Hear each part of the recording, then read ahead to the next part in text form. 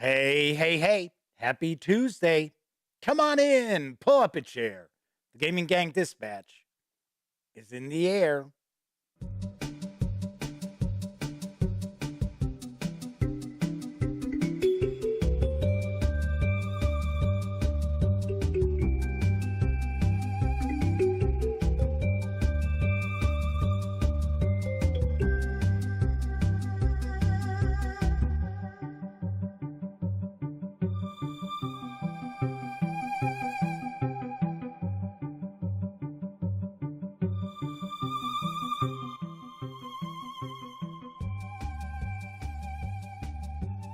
Howdy, howdy, howdy, gang. Welcome once again to the Duct Tape Studios.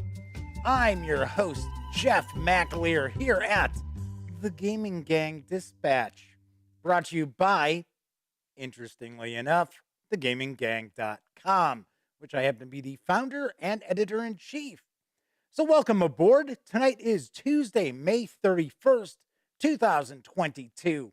This is live stream 793. If this is your first time joining me, let me point out, super casual around here. Just kicking back, talking about the latest in tabletop gaming news, and then taking a look at a game. And tonight, we are going to dive on into Wonder Book, which is from Da Vinci Games. Yes, this was, I don't know if it released at last year's Gen Con. I know it was there on display. I believe people were playing it, and it's got a very unique look to it. I got to be honest, I did not get up close and personal with it myself, but a lot of people were talking about it, and now we're going to dive on in and take a peek. So I am looking forward to that quite a bit. Should mention that we tackled the tabletop gaming news first, and then we take a look at a game. So it'll be about 30 minutes or so before we jump on into Wonder Book.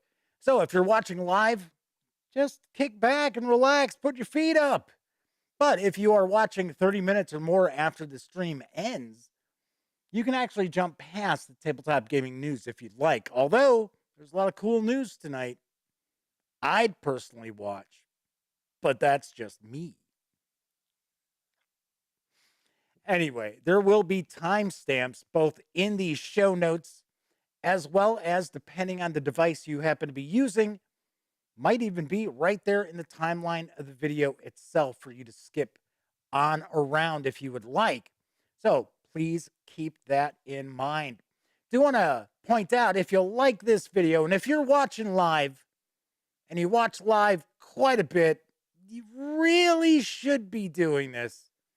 But if you like the video, give it a quick thumbs up. Subscribe to the Gaming Gang channel if you haven't already. And if you do subscribe, ding that bell.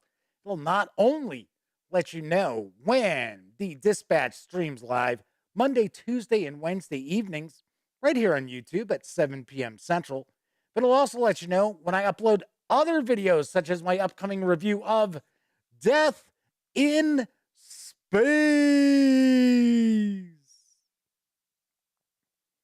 It is on the horizon, very near horizon.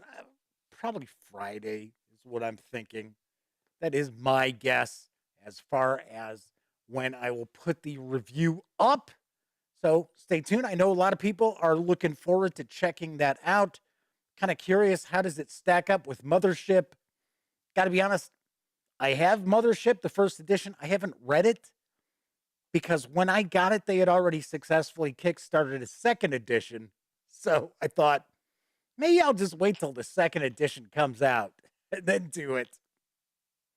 I should take a peek at it. A lot of people love Mothership. So Death in Space might be up their alley, or Space Passageway. Of course, when you're not watching videos on the Gaming Gang channel, be sure to visit thegaminggang.com for all the latest in gaming news, reviews, and a whole lot more that you won't find here on the YouTube channel. You know the drill. Get your geek on at thegaminggang.com. Lastly, this is live stream, so that means there is chat available. It's not on screen. It's one of the ways I keep some of the more unusual commenters at bay.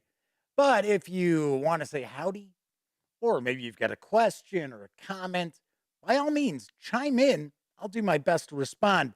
Should also point out that you must be a subscriber to the channel to take part in chat, and you have to be a subscriber for at least 48 hours. Yet another way that I keep some of the more unusual commenters at bay. So let's see. The madman himself, the Motor City Madman, is with us.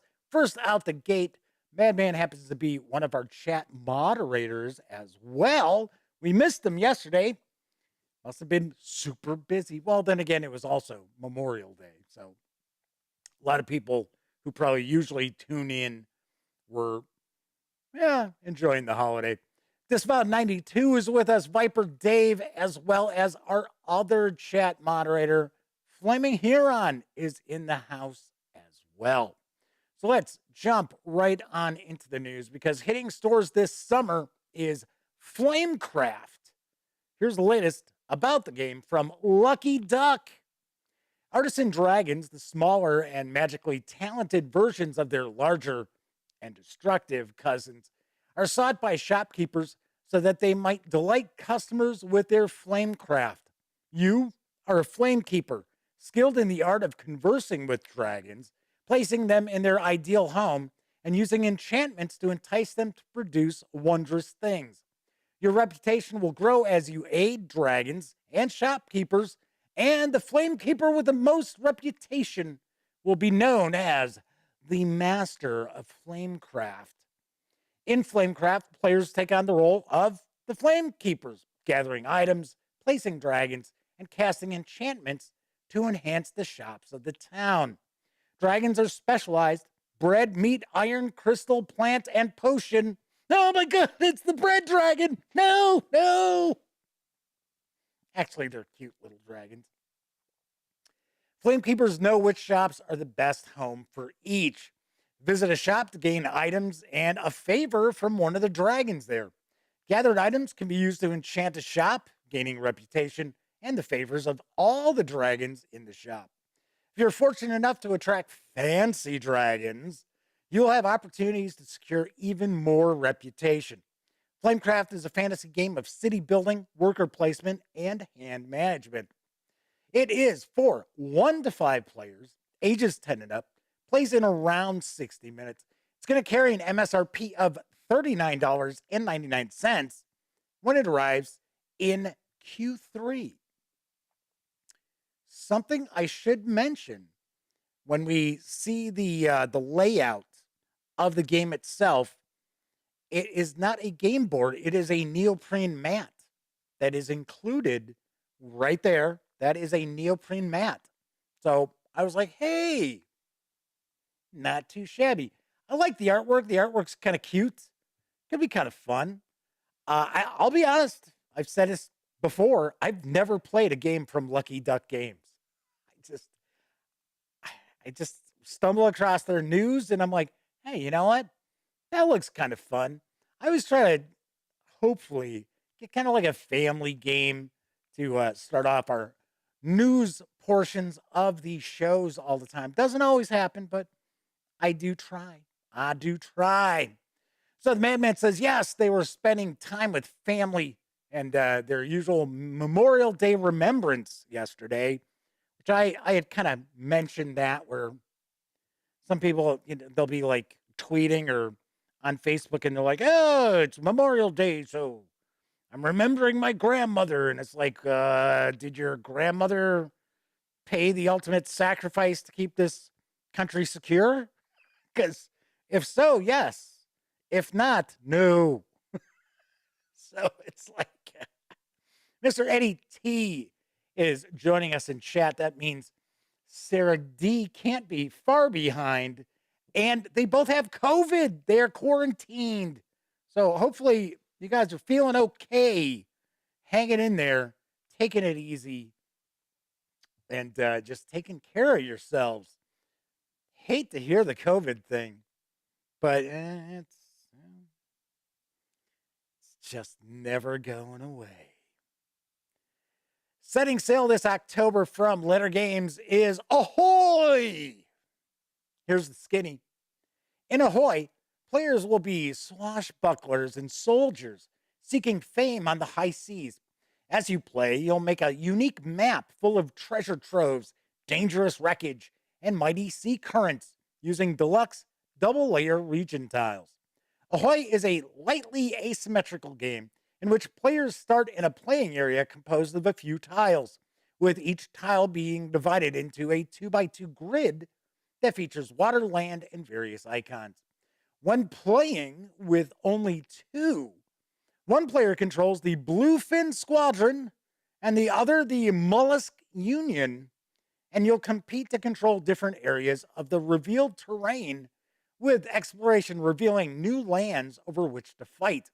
When you add a third or fourth player, they each act as smugglers who are trying to pick up various items and deliver them to indicated areas. If the items or areas aren't visible, then you better start exploring to turn them up. So you can play as the Bluefin Squadron. It's a company of sharks and their toothy friends who keep order with shot and sword. Then there's the Mollusk Union, an alliance of undersea creatures and their loyal comrades who fight to reclaim their home.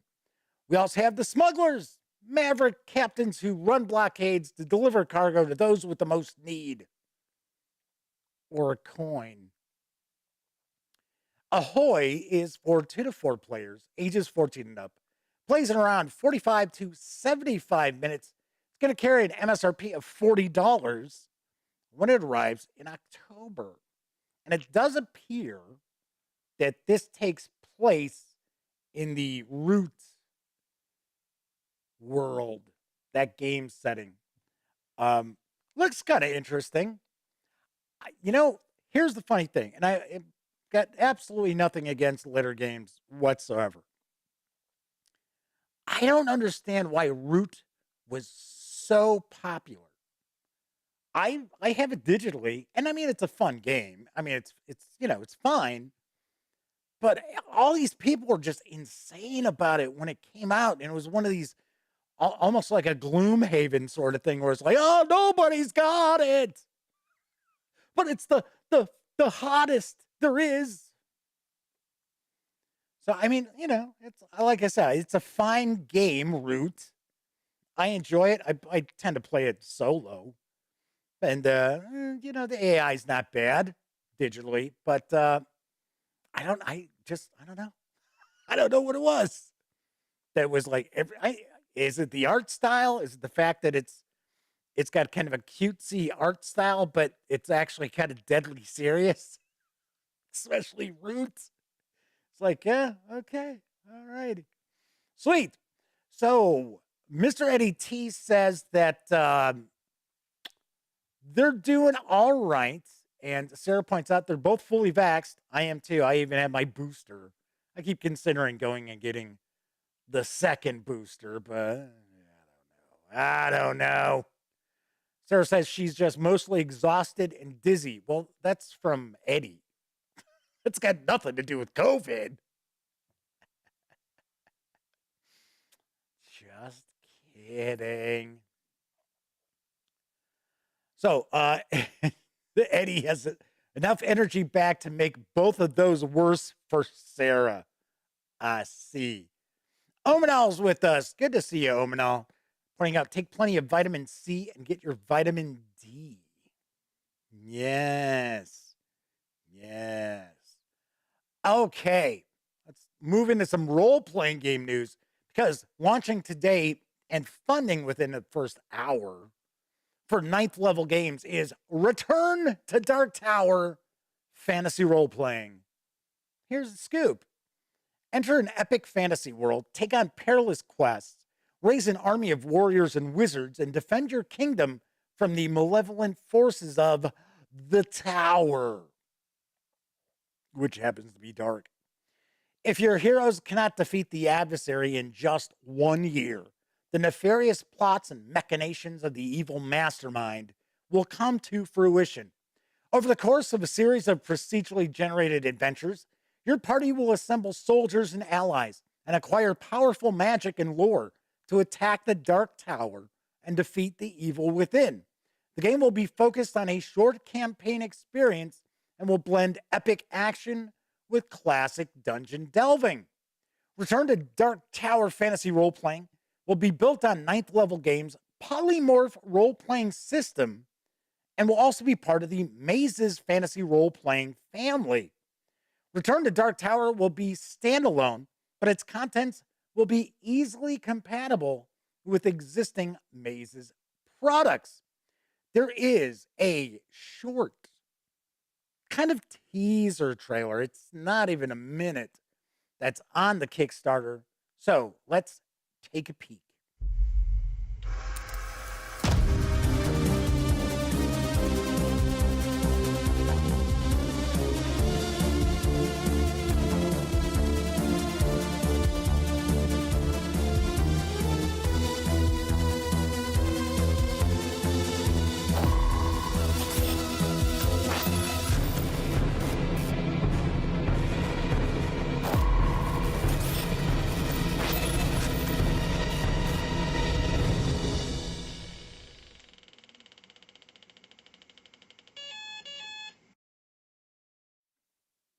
I did mention it was a very short video, right? Very, very short. This Kickstarter launched earlier today. Once again, as I mentioned, it funded in an hour, a little less than an hour, I think. You can reserve a copy of Return to Dark Tower Fantasy Role Playing in hardcover, including a Roll20 digital module. I'm going to talk about that in just a second as well. The Dice Tower. So if you go onto the Kickstarter, it's going to show you. In fact, you see it right here. There is a box that actually doubles as a dice tower. I thought that was kind of funny. And also all physical and digital stretch goals for a $50 pledge. You can score the game digitally, also getting that Roll20 module and digital stretch goals for a $25 pledge. And this runs through June 30th with expected delivery to take place next May. And yes, it is based on the classic board game.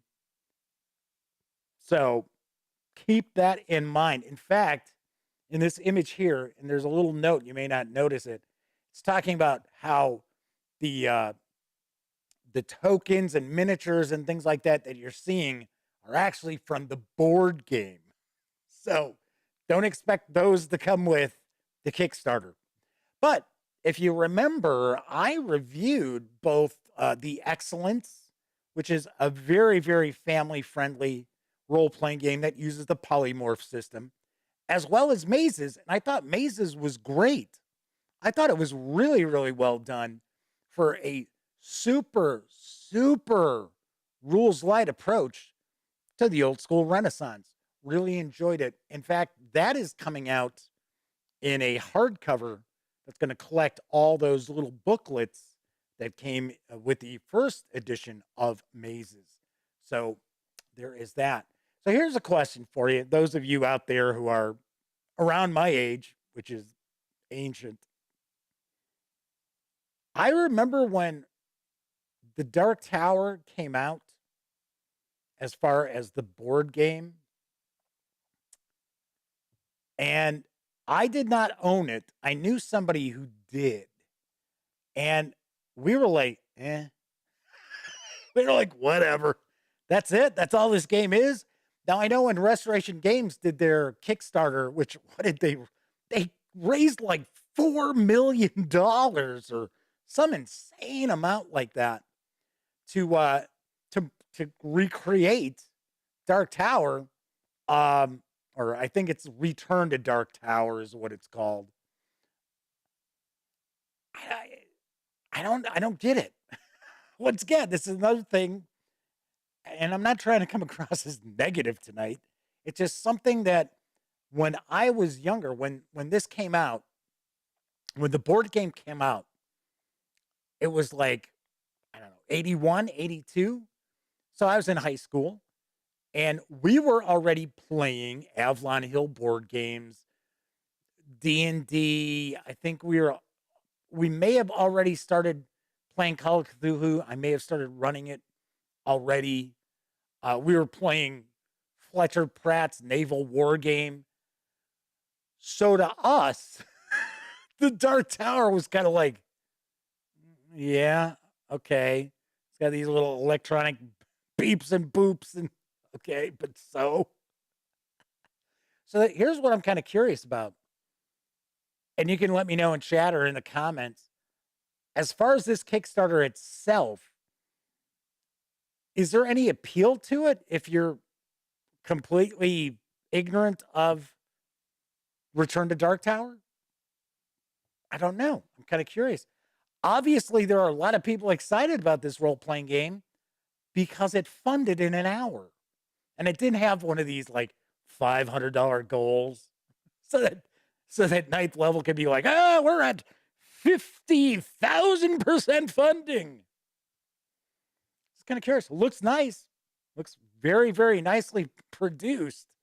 So it looks like it's got like much higher production budget than what I'm used to seeing with ninth level games. Although I've enjoyed the ninth level games that I have had a chance to review. So Testy Trekkie is with us in chat. There's a lot of discussion talking about being exposed to the public. And the Madman pointed out, we're talking COVID. Madman pointed out that there's an award ceremony he's not going to go to because they're not enforcing anything. I understand where you're coming from. I really do. We're going to San Diego Comic-Con. Comic-Con's already pointed out that everybody has to be vaccinated. They have to have proof of vaccination, and everybody's going to wear masks. So Gen Con is the same thing. So I'm like, okay, so I'm going to both of those. Those of you who are wondering if I'm going to be covering Origins, I will talk about that after we wrap up with the news. So Sarah says people think anything remotely retro is cool, or people who will throw money at anything that remotely reminds them of their prime.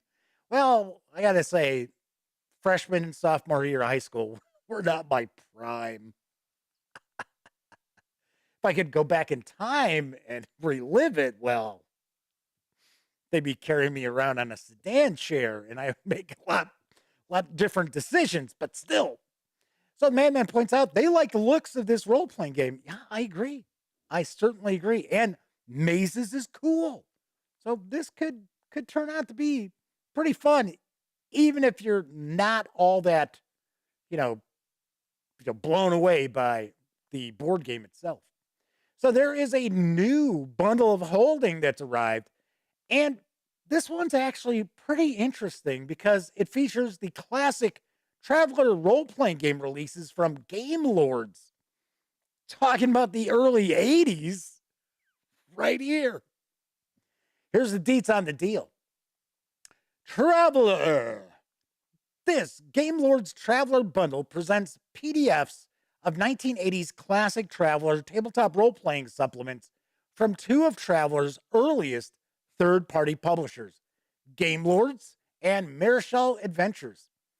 These primordial indies published many source books and scenarios by two of essentially the most prolific designers of Traveler back in the day, J. Andrew Keith and William H. Keith. Though later known for Traveler landmarks like Murder on Arcturus Station, Nomads of the World Ocean, the Alien modules, and much more, the prolific Keith brothers started by self-publishing their own short folio mini-scenarios in 81 and 82, followed by 10 impressive booklets through Game Lords from 82 through 84. These titles date from the time publishers printed their books on dot matrix printers. Yet this timeless material can still freshen any space opera role-playing campaign. For just $12.95, you'll get all 10 PDFs in the Game Lords collection, which have a retail value of $60, as DRM-free digital ebooks, including a pilot's guide to the Drexler subsector. Yes, the pilot's guide to subsector. The desert, mountain, and undersea environment survival guides. 3 adventures key to the environment terrains. Ascendant to Anakthor, the Denslar Quest, and Dune Raiders. And 3 anthologies of short scenarios. Lee's Guide to Interstellar Adventures, Startown Liberty, and Wanted Adventurers. If you pay more than the current threshold price of $21.74, probably have changed already. It's probably a few cents more. You'll level up and also get the entire Lost Supplements collection with 17 more titles, including 8 of the Keith's early Marischal Folio mini scenarios and 9 titles that lay neglected until the year 2000, when Traveler fan Paul Sanders founded a company called Cargonauts specifically to publish them. The Lost Supplements sold out of their 500-copy print run, pretty small print run, almost immediately, but now you can get the PDFs for a bargain price. These savings are going to run through June 22nd. 10% of your payment after gateway fees will be donated to this offer's pandemic-related charity, Mr. Eddie T and Sarah D. No, I'm kidding. Direct Relief. Yes. So, Homan Health says masks for me are a no-go unless it involves painting. Yeah, okay. Well, each their own. I mean, it's kind of how it. I don't enjoy my time wearing masks, but not only do I have to watch out for me, I also have an 85-year-old father and 80-year-old mom, so gotta make sure I don't pass that on. I gotta say, this is a very cool bundle of holding. I especially like the fact that this is stuff that you would never even think about. Even fans of Traveler, you'd be like, huh. I remember, the funny thing is, I remember Game Lords. I remember going to the game shop and seeing these, and these were booklets that were about the same size. If I remember correctly, they were about the same size as the little Traveler books. They weren't, huge magazine size. They weren't, A4 size. So I think this is pretty cool, especially when you consider you've got those kind of ignored adventures that sat for 15, 20 years. And that's kind of cool. That is kind of cool. So this is definitely something to check out if you, of course, are a Traveler fan or enjoy science fiction role-playing games. Flaming Heron says, I have to wonder, were these the games that were part of the Humble Bundle release? I do not know. I don't have a clue. All right, so final news piece. There is a Solitaire supplement that is available now for the One Ring 2nd edition role-playing game. It is from Free League Publishing. Here's what I know about the Strider mode. He is one of the wandering folk. Rangers, we call them. He seldom talks, not but what he can tell a rare tale when he has the mind. He disappears for a month or a year, and then he pops up again. What his right name is, I've never heard, but he's known around here. It's Strider. Strider mode presents additional and modified rules to facilitate solo play in the One Ring, as well as guidelines and tips for Solitaire players, and a selection of random tables. There are quite a lot of them, trust me, because I got the PDF from Free League. To inspire and incite your lone wanderings across Middle Earth. This 28-page PDF is available right now at Drive-Thru RPG for $4.99. Should also mention that if you go to Drive Through RPG, if you're interested in this small supplement, take a look in the discussion because there is actually a gamer who has created more content for this mode. So, and they share a link to where you can download it. I thought, oh, hey, that's kind of cool. I thought that was pretty nice. So now you can play the One Ring Second Edition all by your lonesome. Which leads me to another question, but I will talk about that right after I wrap up the news here. Which that's what I was doing, wrapping up the news. Madman says sometimes he thinks about how he'd do things differently if he could go back in time. I think we all think that, right? So, but he points out he would never met his wife or had his kids. His life isn't perfect, but can't complain. Yeah, the funny thing is, if we could go back in time and change things, there's no guarantee that things would come out better, right? The butterfly effect, man. All right, so that was the news tonight. Of course, I was just finishing up talking about the Strider mode over at Drive Through RPG. Of course, the gaming gang, thus the Dispatch, is affiliated with the One Bookshelf sites. So if you are going to go visit Drive Through RPG or DM's Guild, Storyteller's Vault, Wargame Vault, what have you, by all means, please swing by thegaminggang.com first. Click on one of our banner ads. That way, if you happen to make a purchase, I get a small portion of that sale. And all those nickels, dimes, and quarters really do add up and help keep thegaminggang.com around. Also should mention that if you like this video, if you dig the channel, if you find thegaminggang.com to be a valuable resource, if you like what we do, by all means, swing over by paypal.me/thegaminggang and you can make a small donation.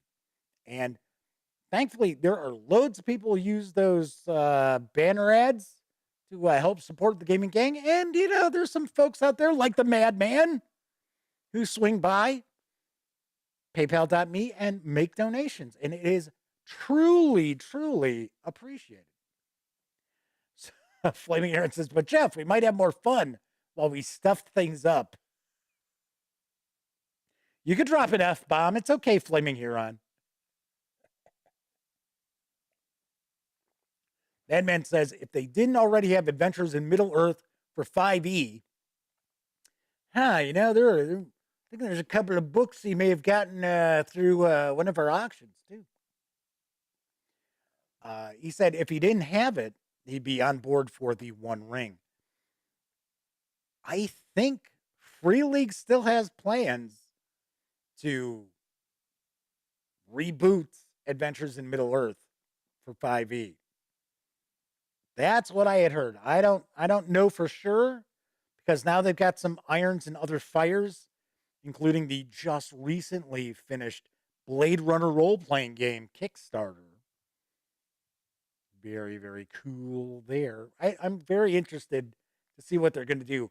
I'm wondering if they're going to try to incorporate some of the storylines from Titan Comics. Because they have a Blade Runner. In fact, I think it's 2 Blade Runner series that are ongoing series. So, one day. 245 Trioxin has joined us in chat. I sent you an email. Let me know if you still want the Mistborn adventure game books or not. I hadn't heard back. So, anyway, good to see you, 245 Trioxin. So Madman points out he's looking forward to the Blade Runner role-playing game as well. All right, so 3 things that I do want to mention. Number 1, first off, I've had some folks reach out and ask if I'm going to be at Origins. I am not. I'm not going to be at Origins. They would obviously give me a press pass, but there's just been some goings on recently from Gamma that I shouldn't say recently, it's over the past 4 years or so. Some of the stuff isn't too keen, and there's some things I've heard about the way they've treated people who worked at Origins very poorly, I guess we'll say. So I'm like, and I have to be honest. I know they always report, oh my gosh, we had 22,000 people. I don't know. I'm there and it doesn't look like 22,000 people. So I did not go to the last one. So, in fact, they canceled last year's. Was it they either canceled last year's or they canceled 2020's? Maybe it was 2020's. But no, I am not going to be at Origins. And it kind of sucks because I do have friends who are going to be there that I will not see at Gen Con.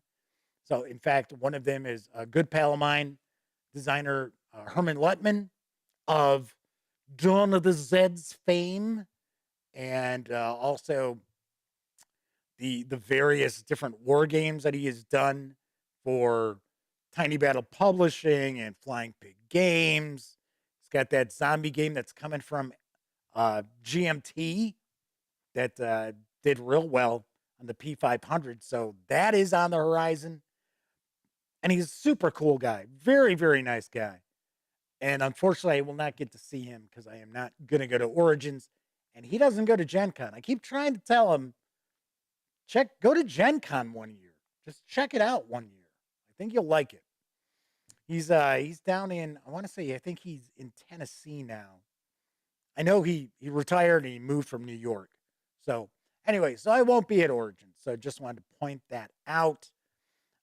Other thing to mention, I'm kind of curious. We were talking about Solitaire role-playing games there with the One Ring second edition. Do you play Solitaire role-playing games? I'm curious. I personally do not. I look at it if I'm going to play a game, like if I want to play a physical tabletop game alone, I will pull out a Solitaire game and play that. If I want to play a role-playing game, Solitaire, I will just boot up my laptop or my desktop and load up any number of role-playing games that I've got. So, I'm kind of curious. And I know it's really funny because I know if we even go all the way back to the Advanced Dungeons and Dragons Dungeon Masters Guide, there is a section there for you to randomly generate dungeons.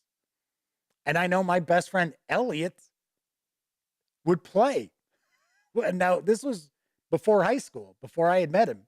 So I thought that was kind of wild. I thought that was pretty cool. So I'm kind of curious. So let me know in chat or do me a favor, comment, and let me know if you play Solitaire role-playing games.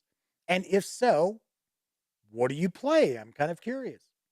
It's just not something that's ever clicked with me. I don't know if it's because I spend all that time being a game master. I haven't played as a player in years. As I start crying. Mr. Eddie T says that he is a solo RPGer. Nice. Very cool. Mr. Eddie T, tell me, let me know what you're playing. Because like I said, I'm just kind of curious. Now, the thing is, games like Four Against Darkness, I don't consider those to be role-playing games. I consider those to be solitaire board games, essentially. So, I don't know. All right. Lastly, I have also had some folks ask, what's going on with the two cats that I adopted? So, if you have been following the gaming gang, if you watched the Dispatch over the past few months, well, I guess we'll say since the beginning of the year, you may already know that the first few days of January were not good. because on New Year's Day, had to go and put my dad's cat to sleep after what 16 years he had that cat. And then my cat that I had had for 13 years suddenly had stopped eating and was kind of, doing that kind of going off on by itself, alone kind of thing, which she was always a very affectionate lap cat. And I thought, oh, maybe she's just depressed because animals feel grief just like we do. I mean, it's a known fact. It is a scientific fact. But it wasn't grief. It was a tumor. And they were when I took her into the vet and they said, well, she's got maybe a couple of weeks. I was like, they're like, oh, well, we could give her painkillers and steroids and let you take her home for a couple of days and you can bring her back. And I was like, are you out of your minds? I'm like, no, I can't do that. That's terrible. And I get it. I was not planning on saying goodbye to the cats then and there. Once again, I didn't think there was anything seriously wrong. But I was like, oh gosh, no. She's in terrible pain and discomfort, and because she was starting to get skinny, and it happened like really fast. So anyway, so about a month goes by, and it was like, okay, I got to have some little animals here. So we brought in. First, I adopted LaLa. It was LaLa, but I've mentioned this a few times. I am not one of these people who digs human names given to animals. I find it weird. I dated a young woman years ago whose dog was named Robert. Robert the dog. Anyway, so I changed her name to LaLa. And then a few weeks later, we got the kitten, Mango. And the two cats had actually been fostered in the same house. But Mango, we were waiting on her to be neutered. Or is it spayed? Is it females get spayed? I thought they're neutered. I don't know. Whatever. You know what I mean. The equipment don't work no more. So people are wondering, so how are the cats? Here, whoops. Well, where did why did that pop up? That is not supposed to be there.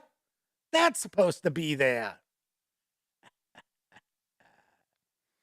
So, on the left is LaLa. On the right is Mango. And they're both very sweet, very unique cats.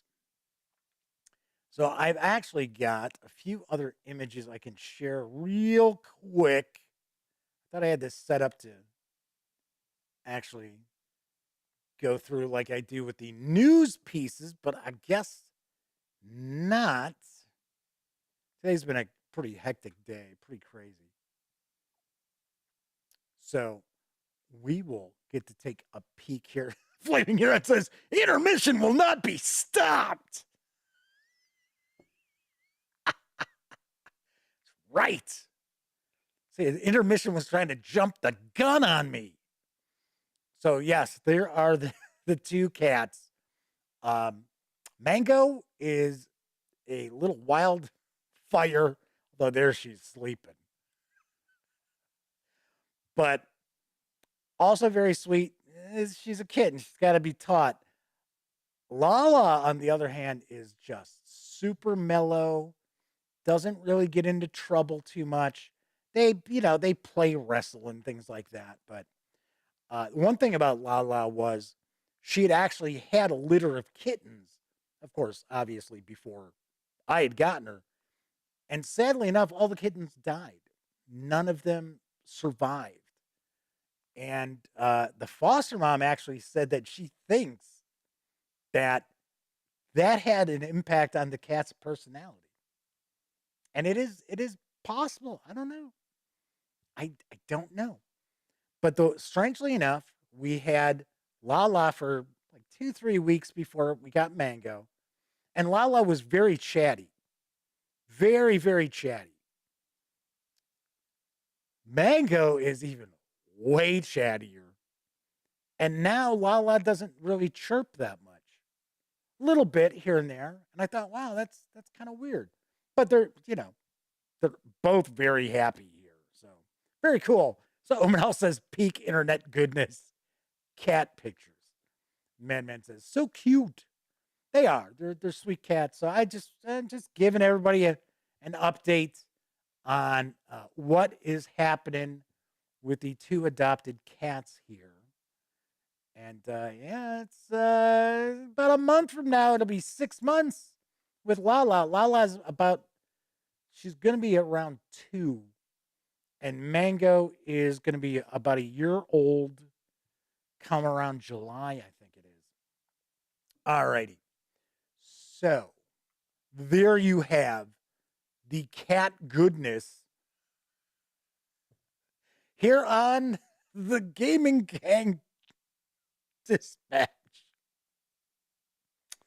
All right.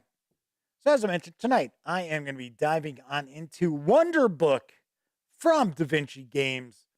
But first, a brief intermission. It's intermission time, folks. Time out for a delicious snack in our sparkling refreshment building. Every item a fresh, appetizing taste treat.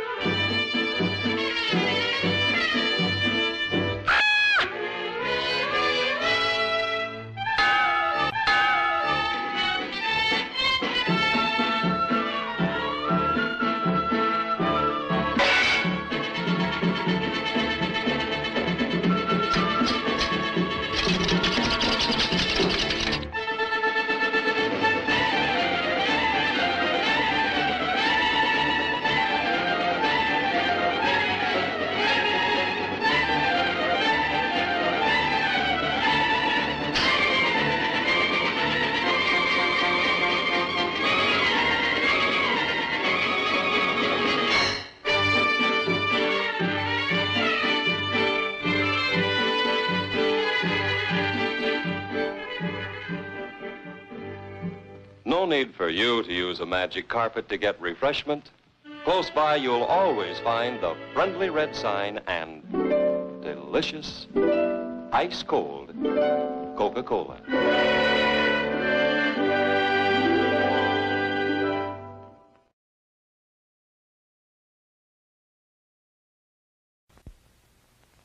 Grandma, it's Little Red Riding Hood with your Wilkins coffee. I'm the bad wolf and I just ate your grandma. We'll have some Wilkins to wash her down.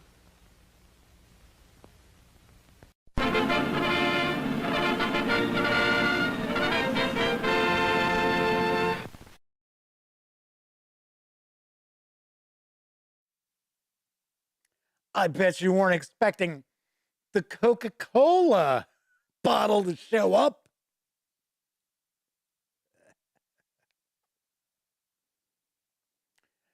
You might have noticed the Alibaba and the 40 Thieves cartoon there was from Walter Lantz, who is a creator of Woody Woodpecker and Chili Willy. And I was like, oh, wow, that's kind of wild. Omenel says, if God hadn't wanted them to be sheared, he wouldn't have made them sheep, which is, yes, from Magnificent Seven. As Flaming Huron had pointed out, it sucked to be that sheep getting sheared. So Flaming Heron says, hey, one of the non-violent Wilkins coffee ads. Well, okay, so Wilkins didn't get hurt or killed, but he ate the grandmother. So there was some violence there. I thought it was kind of, yeah, right. There you go. Sarah says, wasn't not violent for grandma. I just get a kick out of those. Hopefully you get a kick out of those as well. So tonight, I am going to dive in and take a first look at Wonder Book from DaVinci Games. It is designed by Martino Chiachira and Michelle Piccolini. And try not to butcher these entirely. Artwork's provided by Dario Sestaro and Miguel Coimbra. The game is for 1 to 4 players, ages 10 and up, plays in around 90 minutes, does carry an MSRP of $89.99. Zero Therapies popped into chat. Good to see you. Welcome aboard. So, Omdal's kicking it. So, we will see you next time. Thanks for swinging on by. All right, so let's pop on over to the other camera because here I've got Wonder Book. So do want to mention the fine folks over at DaVinci Games were kind enough to provide me with this review copy. But of course, as usual, neither I nor anyone else affiliated with Gaming Gang has received any other sort of compensation for me to share this coverage with you. And of course, these days it's important that you know that. So let's get the shrink wrap off of here. I have to laugh. I said, oh, it'll be about 30 minutes before we jump into taking a look at Wonder Book. And it's almost an hour. Yes, this has been a leisurely paced episode of the Dispatch. All right, let's take a look at the back. This kind of reminds me a little bit of Everdell, which is a fantastic game. If you've ever had an opportunity to check that out, you'll obviously agree. If you haven't, look into possibly picking it up, although I think it might be out of print now. Anyway, we're not talking about Everdell. We're talking about Wonder Book. Answer Oniria's call and come to its aid. Tales tell of Oniria, an idyllic, it's idyllic. I always say idyllic. Paradise filled with marvelous dragon-made wonders.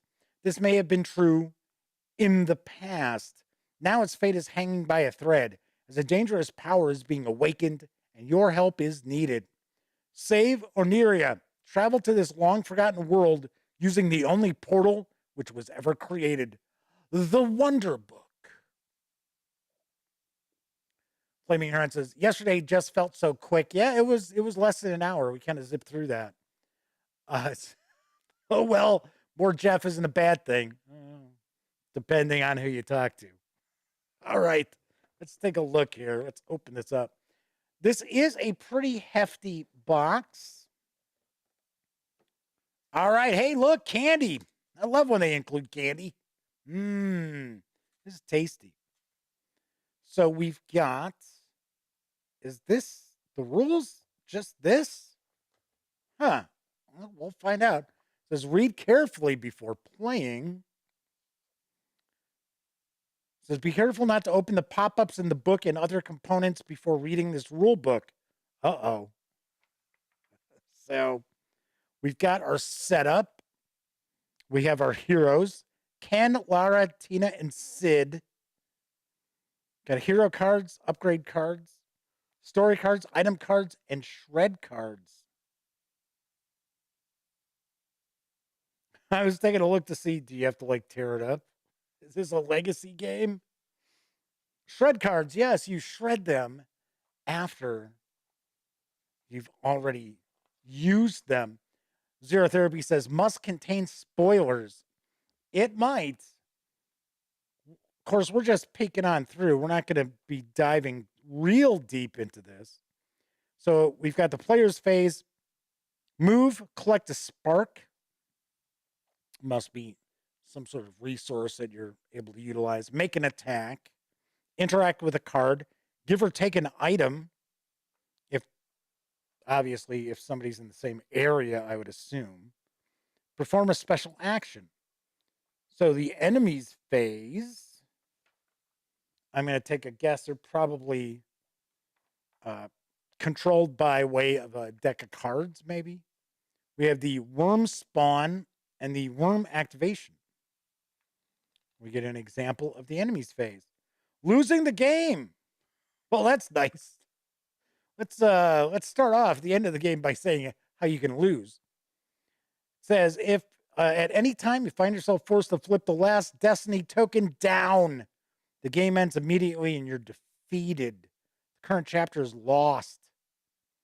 If you reach the end of a chapter card at the bottom of the deck, you've completed the current chapter. All right, so we've got a few different chapters here. We've got a quick reference on the back.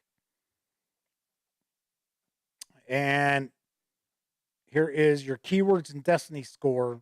So you probably want to photocopy this. It says use an erasable pencil. Nah, I think we'd make a copy of it. All right, so pretty easy peasy there. Not a lot of rules for us to try to sit there and decipher. So we've got a punch board, dual-sided. I'm taking a guess these are probably the destiny tokens that you're flipping over. And it's a timer mechanism, of course. Maybe this is for the hero's health. All right. And looks like these little circles, maybe they actually go on your like character board for you to track something. I don't know. So that is a single punch board. Then we have kind of a cool insert. I like that. We got some minis. We're going to take a look at those. We've got a variety of decks of cards. Looks like this cover got damaged in shipping. It's torn. It's okay. It's not unusual for, oh, look, more candy. Not unusual to get a review copy of something that's a little dinged. Yeah, I'd rather take it than, have somebody, spending retail on a game and find something broken. So we got some custom cut dice. Those are pretty cool. Got some gold. So we've got that. I bet you these are sparks. Bet you what that's supposed to be. We've got different colored rings for our heroes. So let's take a peek at the miniatures here. That's kind of funny. They're wearing boxing gloves. It's Calvin. Where's Hobbs? Actually, I believe this is a little girl.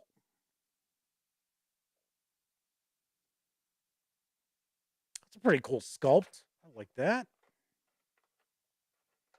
All right. There we go. So now we've got an archer here. Looks like they've got dreadlocks.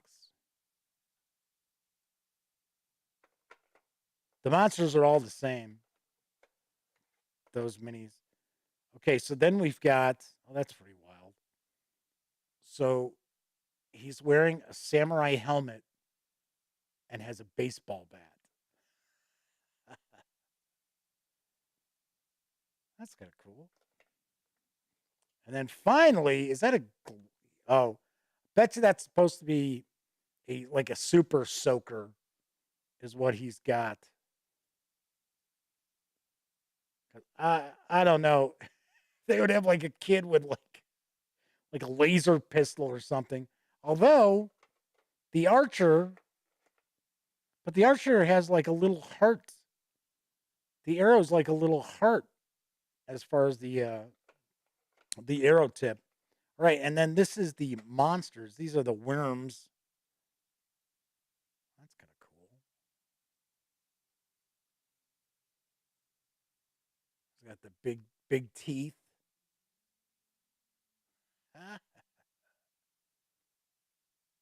These look like they would paint up pretty nice. And they are not that soft plastic that has give to them, which is awesome because trying to paint The soft plastic is a huge pain. You got to cure it so that it doesn't bend. So after you paint it, the paint just flakes off because it's soft. All right, so these are from Geekbox, the ultimate token holders. So we've got a couple of these and a little Geekbox ad down there. All right, so we've got the different chapters. So here's chapter 3, chapter 2, chapter 1.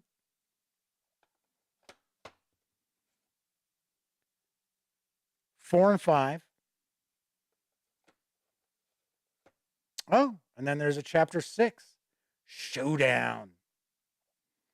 All right, so what we're going to do is we're not going to look at each of these decks. We will look at the first chapter here. And you might notice these decks are of different sizes as well. So it says, warning, you are looking at this deck from the wrong side. Do not look through the cards. All right, you're bumming me out here. So, okay, so we're not gonna look at each and every card in the deck, but we're just gonna get a feel for it. Okay, so that's showing who you are, what colored disc you should put on the bottom of your mini as well. Gonna break down Ken. I love all kinds of sports. Some call me a scaredy cat, but you know what? I'm not afraid of losing. I'm training hard and soon I'll become a winning champion. There's Laura. I box and I practice every day because I'm strong. At school, I often end up in fights, but that's always to protect my friends from bullies. Then we got Tina. I'm a cheerleader and I spend my free time volunteering. My dream to spread care and love throughout the world with my Cupid's bow. See, it is a little heart as the arrowhead. Isn't it lovely? Then we got Sid. I tag my name on every wall I can with my paintball gun. That's what it is. It's a paintball gun. And I love shooter video games. I often stream on my channel. Subscribe. So we get, this is kind of walking you through everything that's going on in the adventure. So there's some text talking about different things here. Zero Theory says, Zero Theory, I should say, says samurai with a baseball bat. There's a Harry Carey joke in there somewhere. Oh my gosh, yes. Jeez. Or Harikari. So we got the magic book. So it actually kind of tells you, you flip it over, it's kind of telling you what you need to do. So like it says the magic book 2, this card stays in front of you, and then you kind of read through that. Open the door. Ambush. Spoilers. Legion. Inside the treasure chest. This is actually pretty cool looking. I like it's got some nice visual pop going on here. So I like that quite a bit. So then you're going to have 6 different chapters of the adventure.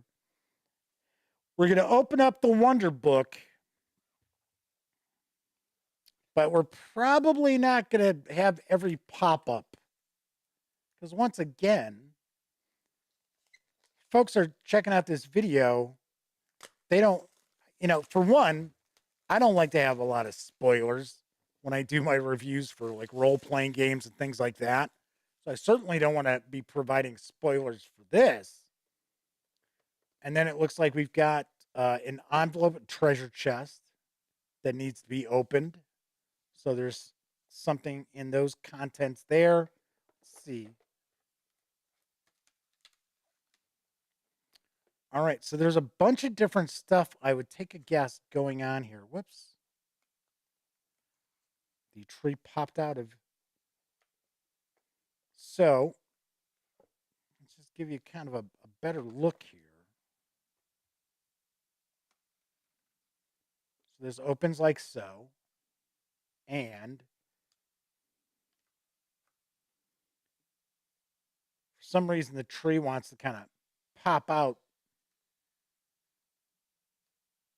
and probably straighten this out, pull these out a little bit. But that looks pretty wild.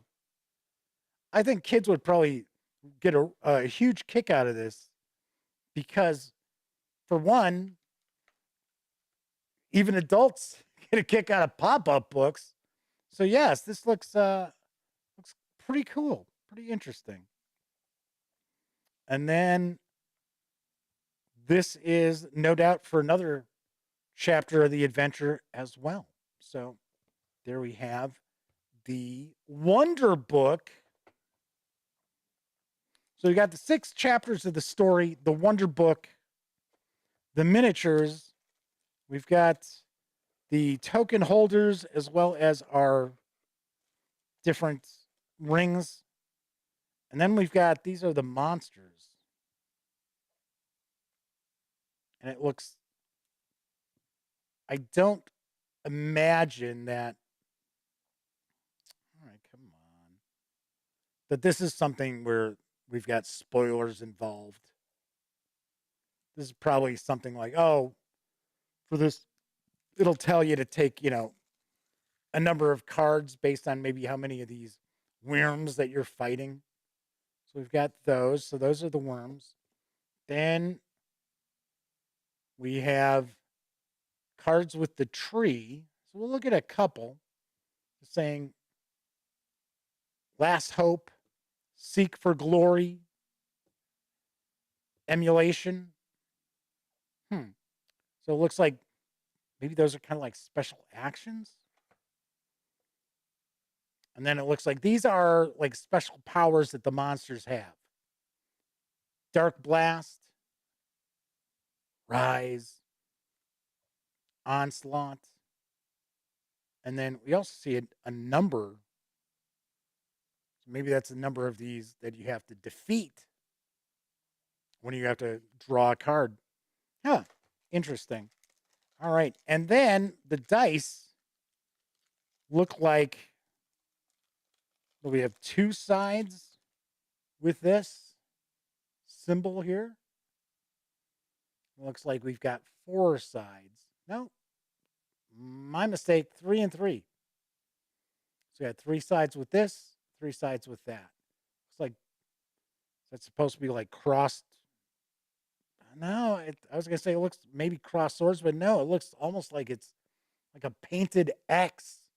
Like womp, womp, womp, fail. Sort of like that. And there are 5 of those. All right. So we've got the minis, the cards, the Wonder Book, the treasure chest envelope, the punch board, the short little rules presentation. And that is what we find when we take everything out of the box from Wonder Book from Da Vinci Games. Once again, I believe this is available now. I think this might actually been out for a little bit. It's for 1 to 4 players, ages 10 and up, plays in around 90 minutes, and does carry an MSRP of $89.99.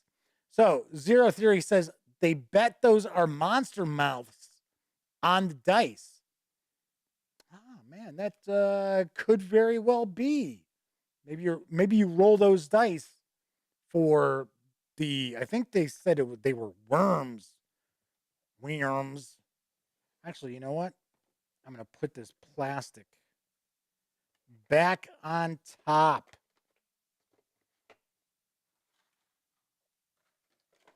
Like so. Actually, you know what? I think these were on top.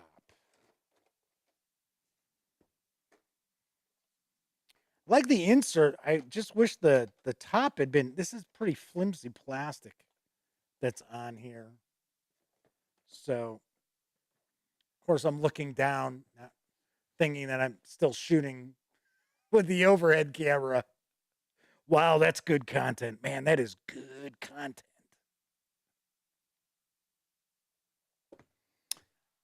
All righty.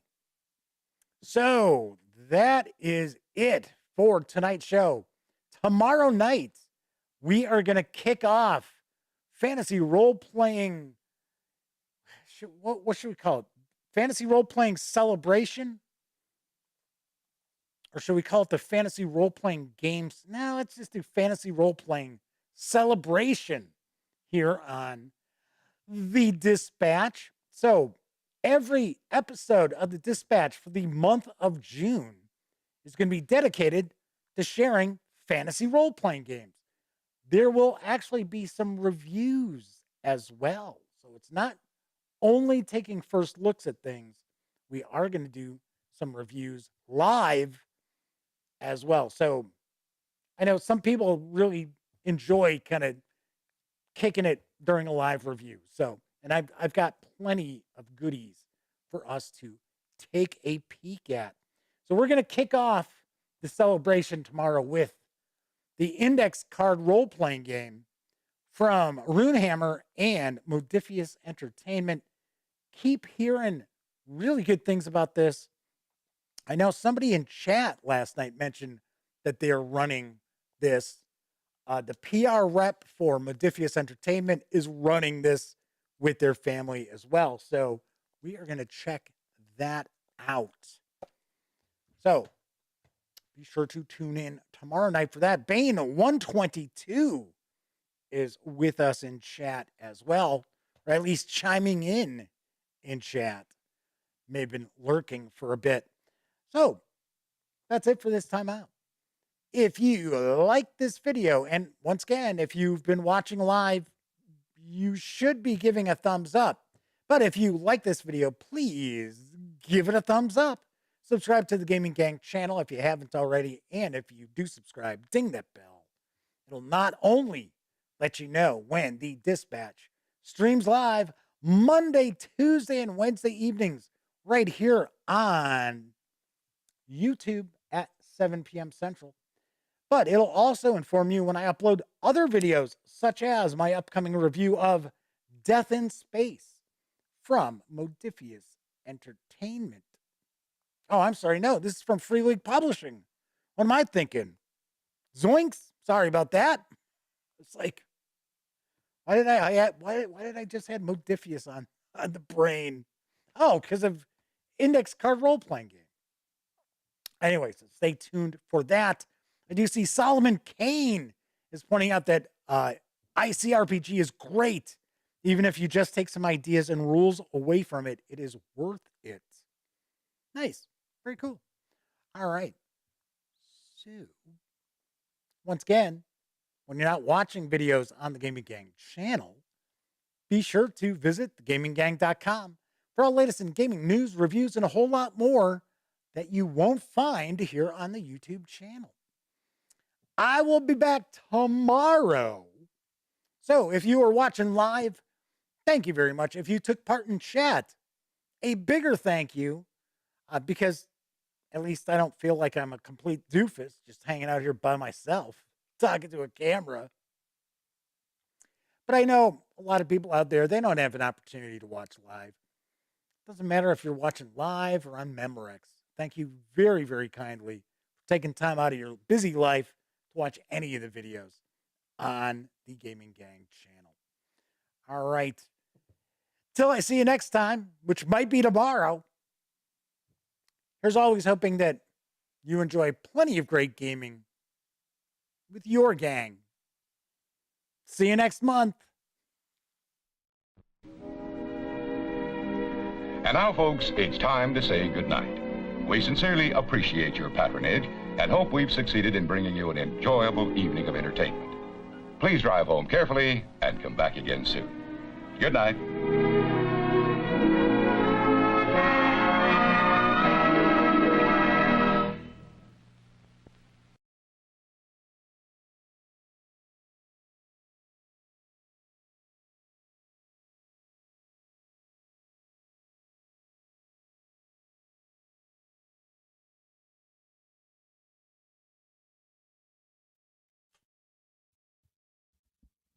Oh, hey, you're still here. Well, if that's the case, by all means, subscribe to the Gaming Gang channel by clicking right here. Check out the latest episode of the Gaming Gang Dispatch, or find out what YouTube recommends you check out from the channel. And of course, once again, I'm Jeff McAleer. Thanks for watching.